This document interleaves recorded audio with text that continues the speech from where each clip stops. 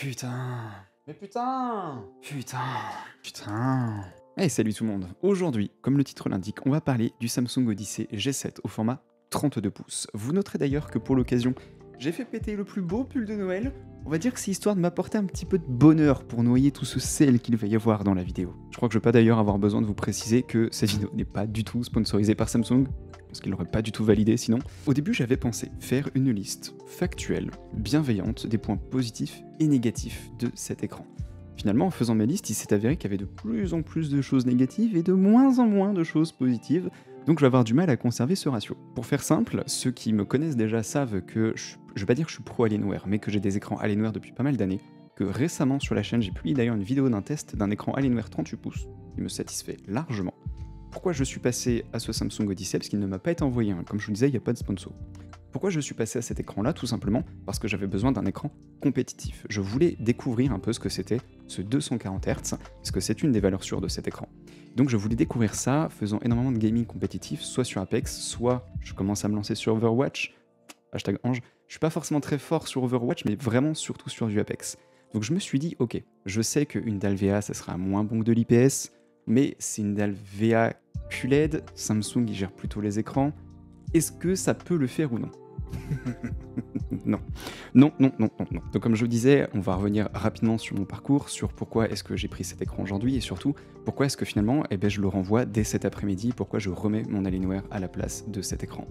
Comme je vous disais, il y a beaucoup plus de points négatifs que positifs. Certains sont de vrais points négatifs qui, je pense, peuvent l'être pour beaucoup d'utilisateurs. D'autres, ce sont des points négatifs pour moi à titre perso. Et je vous propose d'ailleurs de commencer tout de suite avec les points positifs. Je vous citais tout à l'heure le 240 Hz parce que effectivement c'est une réelle valeur sûre. C'est extrêmement confortable d'avoir un aussi haut taux de rafraîchissement. Tout est ultra fluide, c'est vraiment agréable. Je vous invite d'ailleurs, si vous n'êtes pas forcément à l'aise avec tous ces 240 Hz, les 144 Hz, est-ce qu'il y a vraiment des différences ou autres, j'ai réalisé des vidéos en slow motion où je montrais à différents taux de rafraîchissement les animations, par exemple sur des jeux de tir. Je me souviens que j'avais testé sur Rainbow Six notamment. On voyait les douilles qui volaient, on voyait des explosions, on voyait les débris. On les voyait à 60 Hz, 165 Hz, etc. Et ça permettait de se faire une bonne idée de ce que c'est si on n'a jamais connu en fait ce taux de rafraîchissement. Au-delà de ça, dans les points très positifs, c'est les contrastes. C'est pas forcément lié à cet écran, les dalles VA ont un taux de contraste qui est incroyable. Souvent on est 2 à 3 fois supérieur à un écran IPS, donc c'est vrai que j'ai eu cet effet un peu waouh la première fois que je l'ai allumé, sachant que j'ai un fond d'écran un peu contrasté. Et j'ai fait waouh, franchement ok, là je prends une claque. Sauf que, juste à côté, on en voit un petit bout là d'ailleurs, j'ai un écran qui est en IPS, Samsung également. Et il est beaucoup plus coloré. Alors je le savais, le VA, effectivement, c'est très beau au niveau contraste, ça ne l'est pas du tout au niveau des couleurs. C'est pas un défaut, c'est le VA, c'est comme ça, faut faire avec. Sauf que c'est du VA QLED. Samsung met énormément en avant le fait que c'est des couleurs les plus vives, des couleurs hyper éclatantes, des couleurs proches de la réalité. Non, je suis navré. C'est aussi une des raisons pour lesquelles finalement je renvoie cet écran dès aujourd'hui. C'est que venant d'un écran nano IPS Alienware, je peux pas. Ça me paraît, je les ai sous les yeux, ça me paraît fade en fait. Oui, c'est très contrasté. Oui, il y a un taux de rafraîchissement incroyable, mais les couleurs sont fades et ça, pour moi, c'est clairement éliminatoire. Encore une fois, oui, le VA, c'est comme ça. Je pouvais m'y attendre, effectivement. C'est peut-être ma faute aussi. Là où je me suis laissé piéger, c'est par la communication de Samsung qui indique VA, oui, mais du VA QLED. Et non, en fait, ça reste du VA. Et enfin, dans les derniers points positifs, le design. Alors, quand vous avez l'écran face à vous, c'est un écran, il ressemble à n'importe quel écran. En revanche, l'arrière, le pied, etc., ouais, ça, j'avoue, niveau design, les écrans Samsung de cette gamme Odyssey sont vraiment ultra travaillés, et ça, c'est un vraiment très très gros point positif. Le négatif! Je ne sais pas pourquoi. Alors déjà, il faut savoir que j'ai des défauts sur cet écran, c'est aussi pour ça que je le renvoie, c'est pas parce que je trouve les couleurs un peu fades, j'ai des vrais défauts, mais je vais y revenir après. Le premier problème sur cet écran que j'ai constaté dès le premier allumage, c'est que j'ai un bug à chaque fois qu'il s'allume. Là, vous le voyez d'ailleurs en temps réel à l'écran. J'ai filmé mon ordinateur au moment où je l'allume, c'est-à-dire que si l'écran est resté éteint une petite demi-heure, une petite heure, etc. Donc bref, chaque fois le matin, je me lève, j'allume l'ordinateur, j'ai le même problème. Mon écran de droite s'allume et en fait est considéré comme l'écran principal, sauf qu'il me le met en principal à l'envers et l'écran Samsung, ce G7, ne s'allume pas. Tout simplement, il ne s'allume pas. Il faut que moi, j'aille manuellement cliquer sur le bouton pour allumer l'écran. Je sais pas pourquoi. Au moment où je fais ça, le deuxième écran tourne, c'est-à-dire il reprend son mode portrait standard, et c'est hyper chiant en fait, ça me fait des flashs noirs, c'est long, alors que avec mon Alienware, j'avais pas ce problème. J'allumais l'écran, hop, c'est allumé, ça y est. Enfin, je veux dire, c'est le moniteur principal qui est allumé, mon écran secondaire s'allume quelques instants après, voilà, j'ai rien à faire en fait, ça marche. Et là, je vous avoue que c'est quand même un peu frustrant d'avoir besoin de bidouiller à chaque fois sur les boutons juste pour allumer l'écran. Ensuite, au niveau des points positifs et négatifs, je vais parler du 1000R. Ce fameux rayon, en fait, cette incurvée de Samsung, oui, ça claque. Là, encore une fois, je l'ai sous les yeux, là, l'écran. C'est vraiment magnifique. Ce 1000R, j'avais peur que ce soit un peu trop. C'est trop, effectivement. Ça va dépendre vraiment de la distance de l'écran vis-à-vis de vos yeux. Ça peut faire peur, c'est vraiment beaucoup, mais d'un autre côté, c'est extrêmement agréable. Donc je pense que ça, je pourrais m'y faire, en fait, assez vite d'ailleurs, et même très bien. Le seul problème, c'est au niveau des accessoires. Moi qui, au-dessus de mon écran, ai pris l'habitude d'utiliser une barre de LED de BenQ, que j'ai d'ailleurs testé, plutôt par là, en vidéo, sur cette chaîne, eh bien cette barre de LED, comme vous le voyez actuellement, eh bien, n'est tout simplement plus compatible avec cet écran. C'est un peu dommage, c'est pas forcément lié au Samsung, c'est simplement parce que c'est un écran 1000R 32 pouces, et que donc, comme vous le voyez, eh bien, la barre de LED dépasse à l'extérieur de l'écran et éclaire le haut de l'écran. C'est un peu dommage, avec mon Alienware je n'avais pas ce problème, mais en même temps il était beaucoup moins incurvé. Je vous parlais des couleurs fades aussi il y a quelques instants, il faut savoir que même en étalonnant l'écran, moi j'utilise ce genre de sonde, une eDisplay Pro, eOne Display Pro, c'est ce que j'utilise depuis des années pour étalonner tous mes écrans, et bien même avec ça, j'ai quand même eu du mal à récupérer de belles couleurs sur l'écran. Il faut savoir que sur le site, ils le vendent comme étant, je vais pas dire étalonné d'usine, je me souviens plus du terme exact, mais en gros ils disent qu'il est calibré. Non, en fait, non. Les réglages de base de l'écran, le point blanc, il est dégueulasse, les couleurs, elles sont pas terribles, et il a fallu quand même que je trifouille une bonne demi-heure dans l'OSD et avec cette sonde pour obtenir quelque chose, voilà, qui était à peu près correct. Là où, je sais, je recite encore Alienware, j'en suis navré, j'ai pas du tout de sponsor avec eux, mais l'écran Alienware, bah, je le déballe, il est étalonné. La sonde, pardon, j'ai peaufiné, mais l'écran était déjà propre à la base. Le truc c'est que, alors moi je suis chiant, dans le sens où, parce que j'ai cet œil photographe, j'ai fait une école de photo, j'ai une formation, ça a été mon métier, j'ai cet œil, j'ai cette exigence aussi quand j'achète un écran d'avoir de belles couleurs. Ce qui est simplement dommage, c'est qu'on est sur un écran qui était, je crois, entre 600 et 700 euros, qu'il est vendu comme calibré, avec une dalle QLED, avec de superbes couleurs, etc. Mais derrière, en fait, les réglages ne sont tellement pas bien faits qu'aucun utilisateur lambda ne se rendra peut-être pas compte, mais un utilisateur un minimum averti ou avec un minimum d'exigence, et je parle pas d'exigence fantasque, je parle juste d'avoir un écran qui affiche de belles couleurs, et ben il sera forcément déçu malgré tout. Même si l'écran est très bon, attention, c'est juste que il y a le bon, très bon, excellent et le haut de gamme, et on est juste là en fait.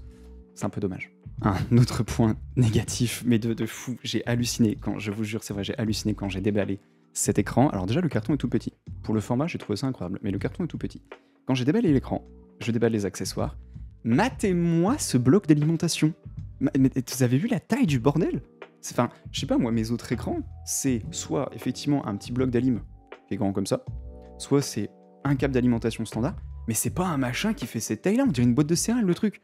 Sans déconner, moi, en fait, ça peut vous paraître con. Moi, ça me fait chier, parce que j'ai un cam management qui est parfait, sans me vanter. Et en fait, j'ai vissé sous ma planche, sous mon bureau, des équerres, en fait, c'est un rail spécial qui fait genre cette taille-là. J'en ai deux côte à côte. J'ai une multiprise dessus, et puis j'ai mes périphériques qui sont branchés dessus. Ce qui me fait chier, c'est qu'avec un écran comme celui-ci et un bloc d'alimentation comme as, ben, je peux pas le mettre. Donc en fait, je suis obligé de déporter, j'ai dû bouger plein de fils, C'est con, mais c'est chiant. Quand vous avez un truc qui est déjà propre, vous attendez juste à brancher un fil. Non, il faut caler un machin comme ça avec un fil à chaque côté. C'est un peu dommage en fait. Est-ce qu'il n'y aurait pas eu moyen, peut-être, d'avoir un bloc d'alimentation soit plus petit, soit finalement peut-être de l'intégrer à l'écran? À voir, on va pas juger les caractéristiques techniques puisque je vais pas démonter l'écran, mais c'est vrai que c'est important à souligner, le bloc est démesuré, mon grand. Un autre petit point qui m'a un peu chiffonné. Je vous mets la fiche technique là d'ailleurs de mon PC à l'écran. Ok, le processeur, c'est peut-être pas le plus haut de gamme, c'est peut-être pas le meilleur. En revanche, niveau carte graphique, je suis pas trop mal. Niveau RAM, je suis pas trop mal. Niveau homogénéité globale, je suis plus que pas trop mal. Mais j'ai pas plus de perf en fait. Ce qui est un peu dommage. Alors oui, j'ai pu grappiller 10-15 FPS ici et là sur mes jeux préférés. Overwatch et Apex. Mais le problème, c'est que je m'attendais, en passant d'une 3860 par 1600 à un 2560 par 1440, à récupérer quand même un gain bien supérieur en termes de performance. Et ben non. Alors comme je disais, ouais, j'ai gagné 10, 15 FPS, parfois 20. Mais du coup, ces 240 Hz, bah, je les atteins pas. Enfin, pardon, les 240 FPS, je les atteins que rarement dans mes jeux si je laisse les mêmes réglages. Ce qui est un peu dommage. Puisque avoir un écran de 240 Hz, c'est très bien. Mais si c'est pour jouer à 170 FPS, bah, autant prendre un écran 175 Hz du coup. Ou même 144, 165. Enfin, ça sert à rien du coup. C'est un peu dommage. Donc du coup, c'est quoi la solution? Bah, c'est de baisser les réglages graphiques. Bah ouais, mais c'est un peu dommage. Alors oui, vous me direz, dans l'e-sport, ils mettent tout au minimum, etc. Dans l'e-sport, ils utilisent des dalles TN 360 Hz. Effectivement, ils jouent au minimum parce que eux, ils veulent de la compétitivité. Ils font des concours, ils ont des équipes. Moi, je joue seul ou avec des coéquipiers, mais je fais pas d'e-sport. Je fais du compétitif, mais pas d'e-sport. J'ai envie aussi d'avoir un jeu qui est beau. J'ai pas envie de jouer en low ou en medium avec une 3080 Ti. Donc ça me fait chier de me dire, Apex, je dois mettre les réglages à la moitié pour avoir 220-240 FPS constants. 200, ça monte même à 270. C'est dommage. C'est dommage parce qu'Apex, c'est pas non plus le jeu le plus gourmand. J'ai pas encore testé des gros titres avec du ray tracing, etc. Mais c'est dommage. Donc c'est aussi l'une de toutes ces raisons qui ont fait que je me suis dit, bah, cet écran, finalement, bah, il est peut-être pas fait pour moi. Mais surtout, et là, vraiment, je suis deg, parce que je vous jure, c'est vrai. Mon bureau, c'est vraiment c'est mon bébé, entre guillemets. Je suis hyper carré sur l'entretien, sur le cas management, sur l'agencement, etc. J'ai monté cet écran sur mon bras, j'ai tout bougé, tout redécalé, puisque quand on passe d'un écran 38 pouces 21 neuvième à un 32 pouces 16 neuvième, il faut tout réagencer sur votre bureau. Donc je me suis vraiment fait chier, j'ai pris 2-3 heures, un truc comme ça, pour tout assembler. J'allume l'écran, etc. Bon, j'avais le bug dont je vous ai parlé tout à l'heure au démarrage. En plus, j'ai les couleurs, machin, waouh, impeccable, c'est incroyable. Là, j'ai un pote qui me dit, ouais, t'es dispo pour un petit Overwatch et tout? Ouais, mais l'écran, ça y est, il est allumé, je lance le jeu. La dalle a un défaut. La dalle a un putain de défaut, je vous jure, c'est vrai. J'ai vraiment eu du mal à vous le montrer en photo. J'essaye de regarder là sur l'écran, vous voyez peut-être pas grand chose. En gros, sur les boutons orange ou sur les boutons bleus, enfin bref, sur des boutons qui sont unicolores, il y a des lignes qui apparaissent. Et ces lignes, elles apparaissent absolument partout. Que ce soit la petite croix rouge en haut à droite des fenêtres de Windows ou des navigateurs internet, sur le fond d'écran, dans les jeux, partout, dès que vous avez un petit bloc de couleurs, eh bien vous verrez des lignes horizontales, parallèles, partout. C'est hyper chiant. Ça vient pas du câble, ça vient pas de ma carte graphique, ça vient vraiment de cette dalle, et j'ai eu le même problème quasiment avec mon écran MSI, dont je vous ai parlé précédemment dans une vidéo du SAV, où mon écran MSI, au bout de 2 mois, il a présenté les mêmes lignes dans l'écran, et après il s'est mis à scintiller, à clignoter, et peu après l'écran, mort, fin du match, irréparable. Donc avoir un écran tout neuf, à 600-700 balles, avec des lignes dans l'écran, qui déconne à l'allumage, qui est un peu trop fade à mon goût au niveau des couleurs, qui est très bien incurvé, mais pas compatible avec mes accessoires, c'est aussi ma faute, donc c'est pas un vrai point négatif, mais je le précise au cas où vous ayez une utilisation similaire, on va dire que ça commence à faire un peu beaucoup en fait. Bon là, je râle, mais je ne dis pas que c'est un mauvais écran. Attention, j'ai des exigences, j'ai un œil, j'ai un passif derrière au niveau des écrans. Donc moi, quand j'achète un produit, j'ai envie de certaines choses. Cet écran n'est peut-être pas le meilleur pour moi, j'ai aussi eu peut-être malchance, c'est-à-dire que ce bug à l'allumage, ça m'étonnerait que ce soit normal. Je pense vraiment que j'ai eu un problème avec l'écran. Et il est à jour, je vous confirme. Mais je pense avoir simplement eu un coup de malchance multiplié, c'est-à-dire avoir des lignes dans l'écran, avoir des problèmes à démarrage. Est-ce que le fait que je trouve les couleurs un peu fades, c'est un problème? Je ne sais pas, je n'ai pas vu cet écran ailleurs pour comparer. Mais si Samsung vante autant la qualité des couleurs, vante le QLED, etc., est-ce que, parce que j'ai un problème dans l'écran qui m'affiche des lignes, est-ce que ça va jouer sur l'intensité des couleurs? Je sais pas, mais ça fait trop pour moi. En revanche, si vous avez acheté cet écran, ou si vous prévoyez d'acheter cet écran, que vous n'avez pas le problème au démarrage, que vous n'avez pas de lignes dans l'écran, déjà, allez, je suis à 99% sûr que cet écran va vous plaire parce que, d'un point de vue technique, c'est quand même un excellent écran.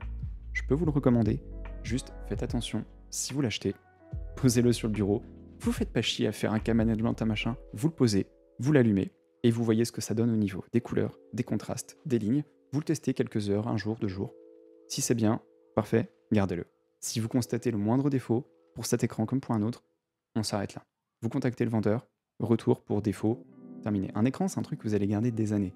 Donc, surtout au prix que ça coûte en plus. Donc, ne faites pas de concessions. Si l'écran a un défaut, vous prenez pas la tête, vous prenez des photos, vous prenez des vidéos, et vous le renvoyez. Je vous remercie d'avoir regardé cette vidéo. N'hésitez pas d'ailleurs si vous avez des questions niveau écran ou autre, il y a un Discord. Je mets tous les liens dans la description de cette vidéo.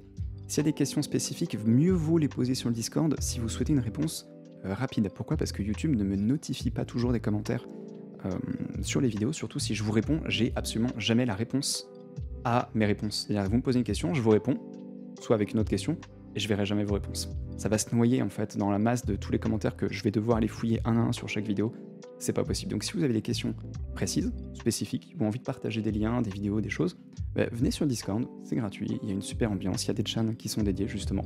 Et je vous y attends avec grand plaisir. Je vous dis à très bientôt avec mon pull de Noël. Salut!